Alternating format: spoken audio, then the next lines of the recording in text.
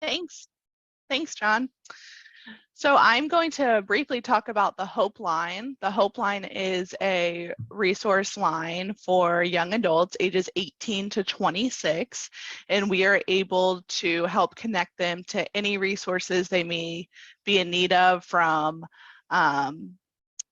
tuition waivers to housing to scholarships to anything. We're just sort of a one-stop shop for them. So I have two of my team members here today who are gonna introduce themselves, who are the Hope Navigators. Our team is staffed entirely by youth with lived experience themselves. So when a young adult 18 to 26 calls in, they're actually talking to a peer.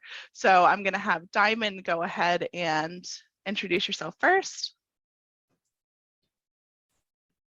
Whitley, 21 years old. I go to University of Central Florida.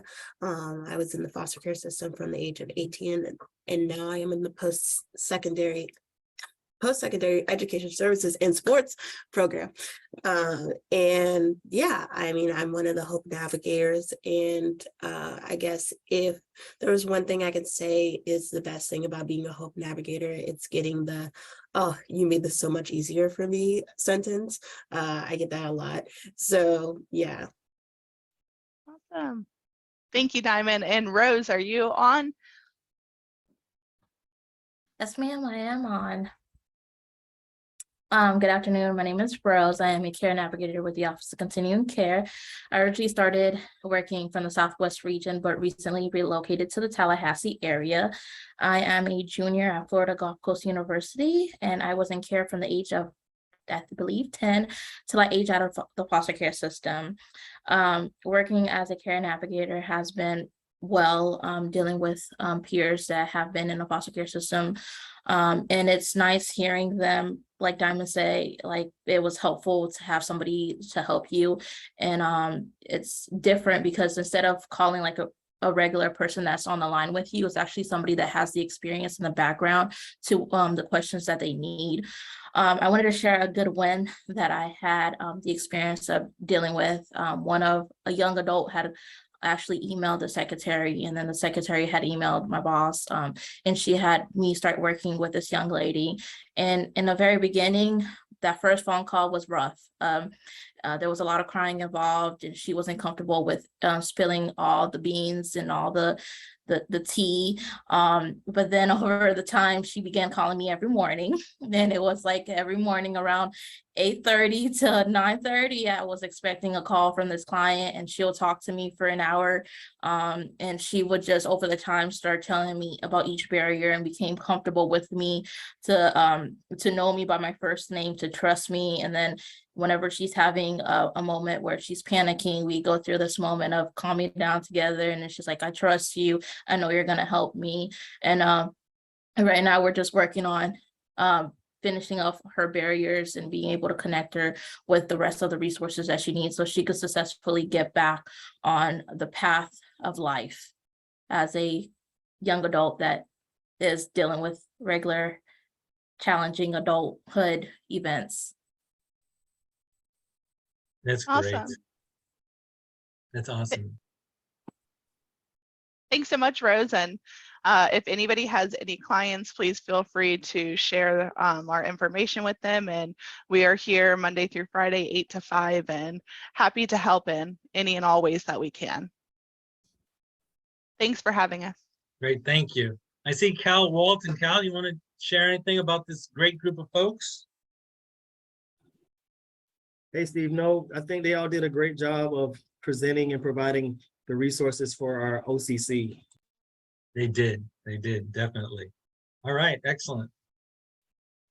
All right, well, I am now very excited to introduce two more, recent graduates, Ms. Eryka Jackson and Ms. Amber Manning. Let's start off with Eryka. Please, this is a new feature here at Positive Pathways. It's a student spotlight. We've had student spotlights for a while in our newsletter, which the new newsletter is out, but this is an opportunity to see and hear from our student spotlight successes directly. So Ms. Eryka, please share with us who you are, what you're doing. Okay, my name is Eryka Jackson, and I am a recently barred attorney. I went to FIU for undergrad, which is how I got involved with Educate Tomorrow through the AOK program. And it was an excellent experience that I'm kind of just now being weaned from. And so I kind of asked Steve, like, what do you want me to talk about? But, my overall experience and how this program helped me, number one, I feel like I always have to talk about Ms. Varzi because she was my first connection to Educate Tomorrow, being that I am from North Florida, I'm from St. Augustine. So coming to South Florida, Ms. Varzi was my first connection to the program. And I kind of became more involved as the years went on because I went to college in 2016. So I've been with Educate Tomorrow since 2016. It's been a long road, but you guys have been with me the entire journey, which I am so thankful for. Ms. Varzi helped to keep me accountable. She motivated me and she connected me to so many opportunities. And I feel like the most important, feature of AOK especially is the financial assistance, which I did want to talk about because it helped to take away all of the boundaries that could have prohibited me from actualizing my goals and my dreams. So a lot of times you end up hitting financial boundaries. And every time I hit a financial boundary that could have stopped me from becoming an attorney today, AOK and Educate Tomorrow was there to knock it down. We knocked it down, we took care of it. So I was able to take the MPRE. I was able to take the LSAT. That's most important, right? Because that's what got me into law school. But I was able to take the LSAT, the MPRE without I was able to focus on studying. I didn't have to have any hesitation of how am I going to pay for this? How am I going to make this happen? The program made it happen for me. So I was able to study and put my whole heart, my whole mind into doing the work. And so now I'm in Jacksonville. I'm working at a workers' compensation law firm. So I'm a junior attorney. So I'm a young one being trained up.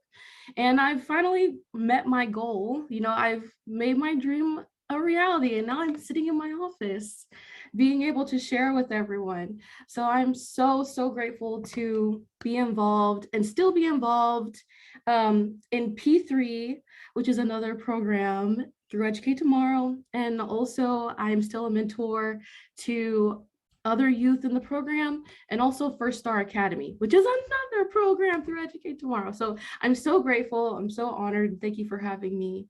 And thanks for letting me speak. No problem. It's wonderful to hear from you. Thank you so much, Eryka. And now Ms. Amber Mannings. Oh, I see. You said that I need to put an S on your name. There's an S at the Okay. end. I don't know if you can see it. There's an S. I'll correct that. I'm just messing with you. Hello, everyone. Can you guys hear me okay? Awesome. Well, my name is Amber Mannings. First, I just want to thank everyone for letting me have the opportunity to talk about my personal experiences and just kind of be like a living testimony to the amazing things that Educate Tomorrow and AOK have done for me. And I have to say, like, just sitting in the meeting for a couple of minutes and just listening to all of the different opportunities that have been created for students who have similar backgrounds like myself, it's heartwarming because a lot of these resources I didn't know about. And obviously I came in to the Educate Tomorrow program through AOK, just like Eryka. My journey has started since I was 17. That's when I started to receive the homeless tuition waiver, transitioning directly from high school as a senior to FIU. So I started in the summer of 2016, and it's been full throttle ahead. Again, I echo a lot of what Eryka said. I mean, starting as an undergraduate student, obtaining a four-year degree with that tuition waiver set me up for success in more ways than I could imagine. I mean, I was competing with students who had traditional support. They had their parents, their moms, their dads, their grandmas, they had a place to sleep, a lot of things that we take advantage for. I didn't have those. So Educate Tomorrow stepped in in so many ways. I remember sitting down with Varzi, and again, Varzi has been like my mom. I'm gonna try not to cry, but I am a product of that program. Sitting with her and stressing to her about how many schools I wanted to apply for, and just seeing the dollar amount just rise, you know, paying for this and paying for that, and just seeing how many loopholes you have to go through just to obtain this college degree, let alone a law degree. It's really, it's hard to swallow in one sitting. So the journey has really been my own, but I share with so many amazing individuals at Educate Tomorrow. So yes, I got help with scholarships, grants, exclusive opportunities to connect.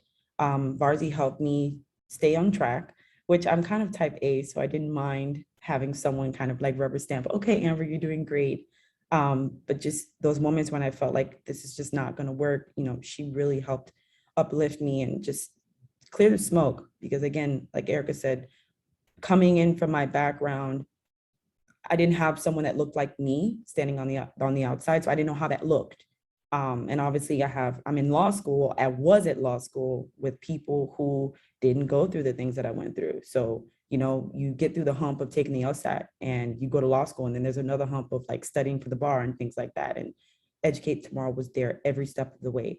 And it was through Educate Tomorrow that I got connected with other programs like Handy, who have been very instrumental as well. So I would honestly say, if there's any way that I can like get on CNN and like scream about the amazing things that programs like these are doing, I would, because I'm only here because there's someone before me had a similar problem. And I think the only way for me to help the program continue to succeed is if, you know, we all share. Give me a second. That's my boss calling. If we all, you know, promote the agenda. So again, I'll wrap up. I can talk 1,000 times about this program, but I want to help. I'm a resource.